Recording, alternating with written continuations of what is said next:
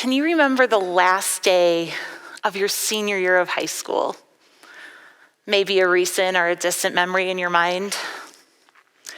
Now that you start to think about it, you might be remembering somebody who it would have been the last time you'd ever see them again. But you used to see them every day. Isn't it funny how people can just come in and out of your life like that? On my last day of my senior year, our teachers took the time to put small affirmations for our last day of our high school career. Today's the last day. Make it one that you'll never forget. Little did I know how much that would start ringing so true. It would become one that I would never forget. James was quiet. Gosh, that poor guy. His locker was directly in front of mine.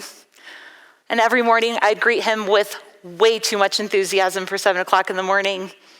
Hey, James. Good morning. How's it going today?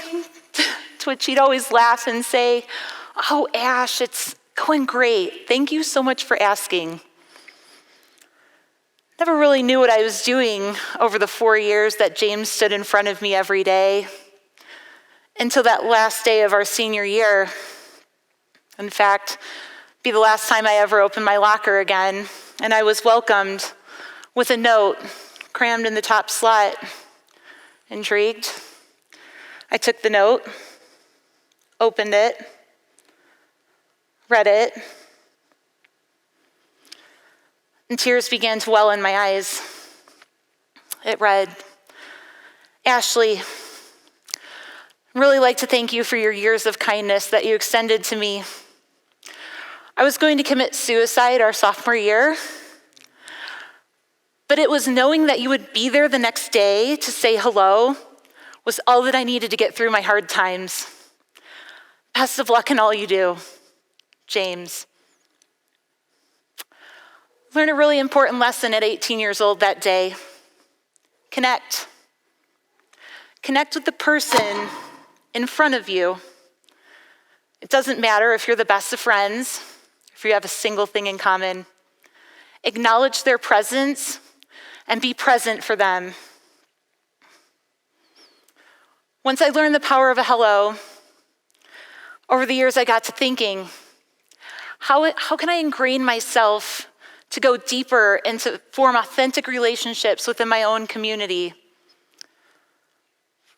We moved to Breckenridge in the summer of 2017, and our daughter was only a year old at the time. I thought, gosh, I've got to make some friends. So I started a free workout group for moms and their babies.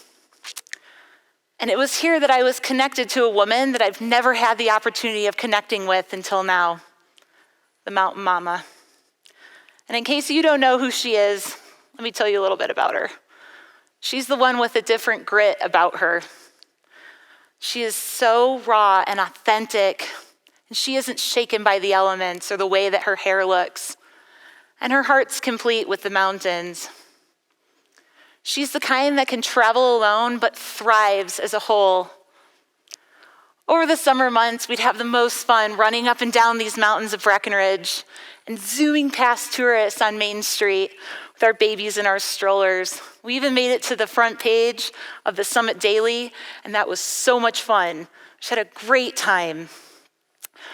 Bringing this group of women together solidified the need for connection and the similarities that we so often try to accomplish on our own.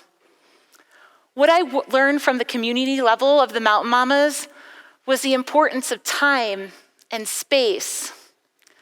Because ask any mom, it's not like we have time. We can give you 1,000 excuses why we can't do something.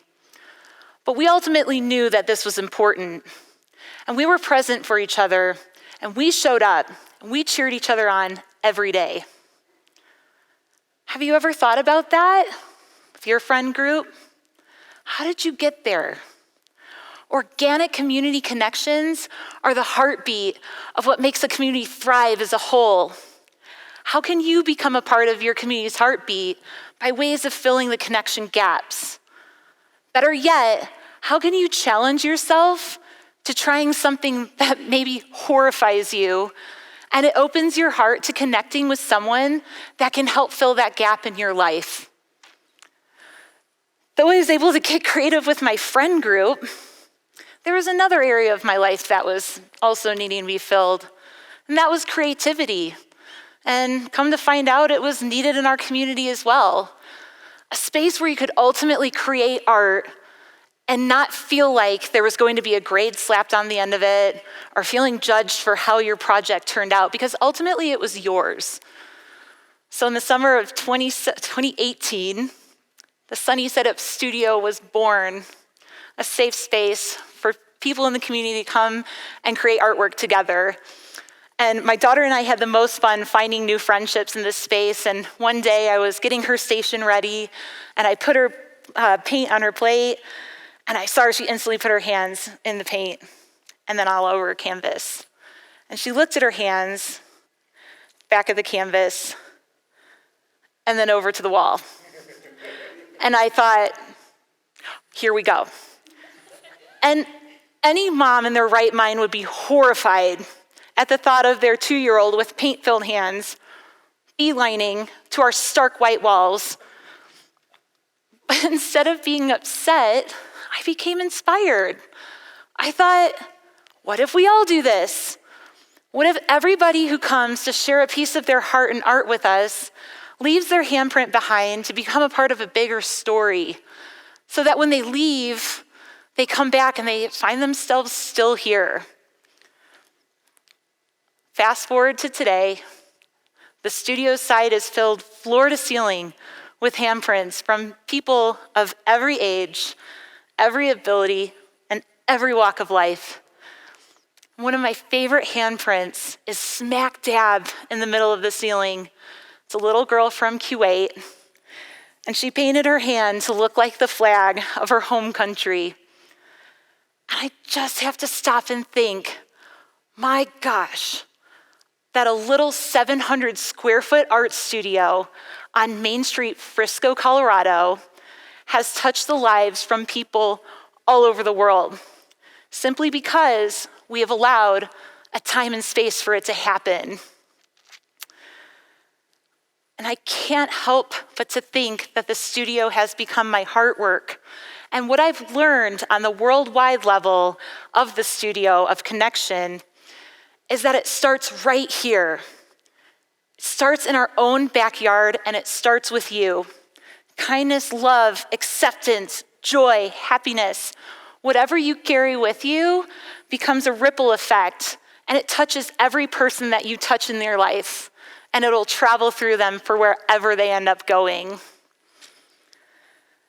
And it's through these very distinct life experiences that I've learned that I've been gifted with the art of human connection and making people feel alive.